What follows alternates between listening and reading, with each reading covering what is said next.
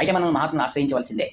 అలానే ఆ దంపతులు ఇద్దరు కూడా కాంచి మహాస్వాముల వారి దర్శనానికి వచ్చినప్పుడు ఆ రోజు ఎందరో శ్రీమంతులు వచ్చి స్వామివారి దర్శనానికి కూర్చున్నారనమాట. వీరిద్దరు దంపతులు మౌనంగా మాట్లాడుకుంటున్నారు.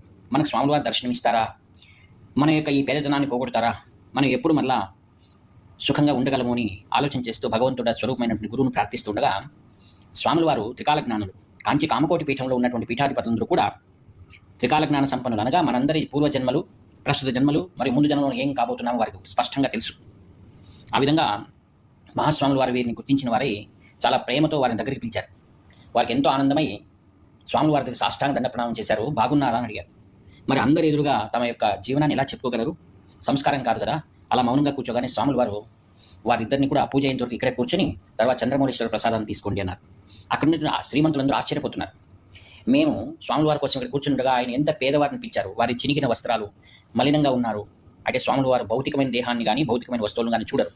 అంతరంగంగా వెలిగినటువంటి జ్యోతిని మాత్రమే చూస్తారు. ప్రేమ స్వరూపుల వారు. అందుకే అంటారు, అంతరంగ మెరుగు హరుడవును గురుడవును, అంతరంగ మెరుగు ఆయుడవును, అంతరంగ మెరుగు అతడిపో శివయోగి విశ్వదాభిరామ వినరవేమ.